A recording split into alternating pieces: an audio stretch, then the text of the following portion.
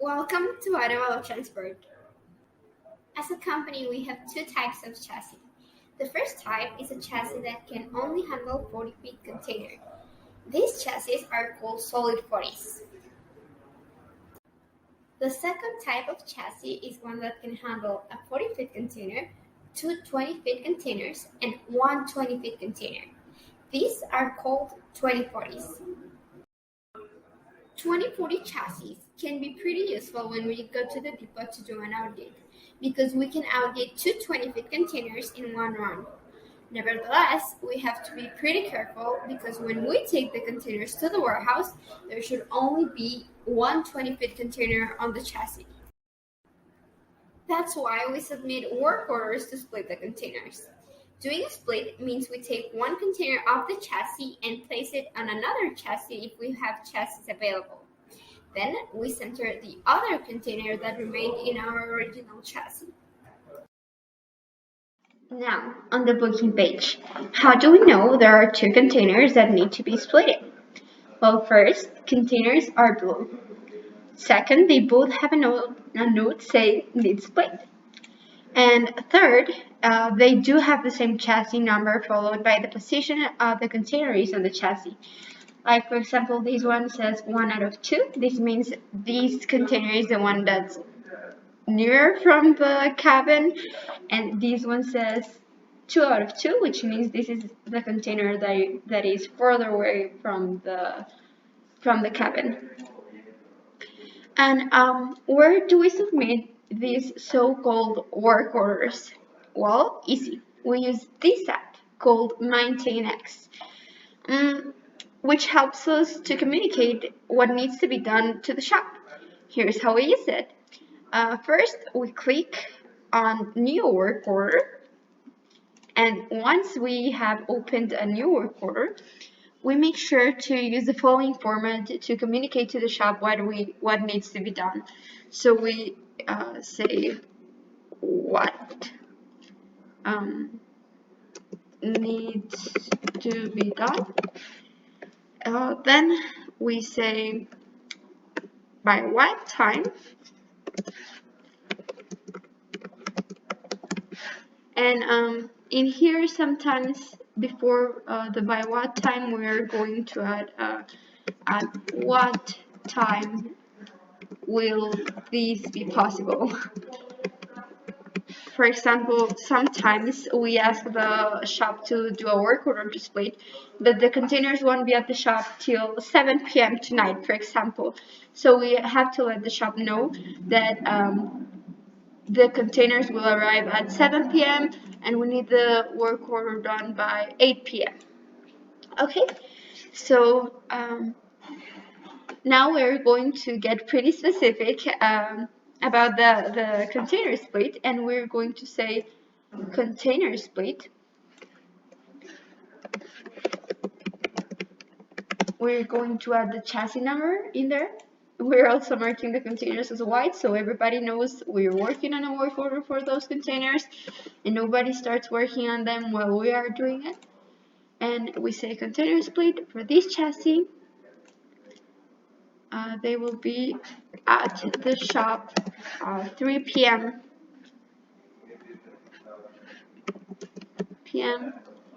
And we are going to ask them to have it ready by 4 p.m.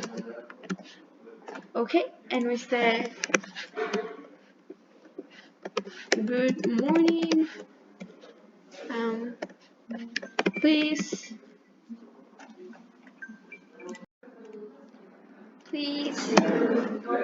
put this container, and we're going to select the second container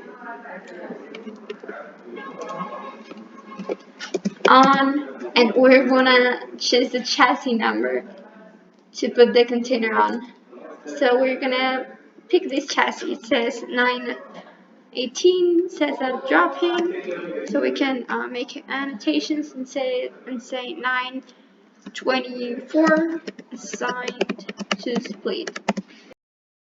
Now we copy the chassis number. We mark it as sky blue, so everybody knows that chassis is going to be in use, and we add the chassis number on the container we are assigning it to. So everybody knows this container won't be on this chassis anymore, but it will be on this other chassis. We're also going to place this chassis between parentheses, and this will serve as a sign that this is not the original chassis that this container was outfitted with. So please put this container on this chassis, and we say keep this other container, which is going to be the front container, on the original chassis.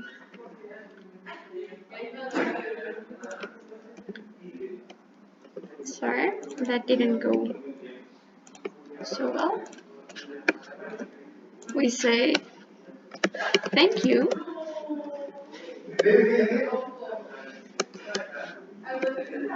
and we write our name at the bottom. So that way, if anything happens with the work order, they know who to reach out to. We tag Christian Arevalo, always we mark the priority as high, and we create the work order. Now that the work order has been submitted, we're going to copy the work order ID and we're going to paste it in our containers. We say work order, this work order ID to split, and we do this in both of them. Work order, container work order ID to split. And that's how we do our work order split. Another type of work orders we are able to submit is work orders to check. A work order to check is a work order we submit for a container that a driver told us is in bad shape for the product it is going to go load. For example, this product is bulk, and the warehouse is Richland. Although this warehouse uses protection on walls and floor when packing bulk, the ceiling does need to be in good shape, and that's why we're going to submit a work order to check so we can make sure the ceiling is good to load.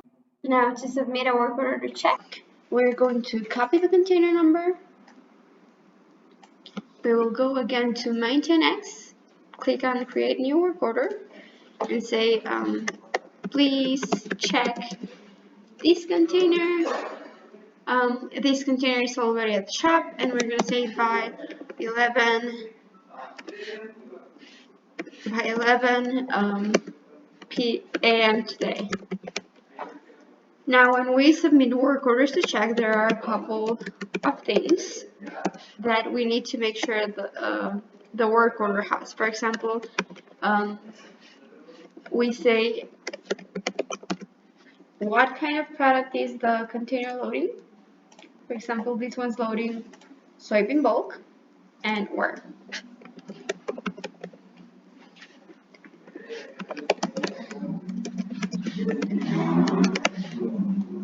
Then we say thank you. As always, we close the work order with our name so they know who to reach out to in case something goes wrong with the work order. We tag Christian and we mark the priority as high. We create the work order. We copy the work order ID and we paste it on the container on the booking page. Work order to check. And we mark the container as this pinkish color. And that's how we submit work orders. I hope you enjoyed it.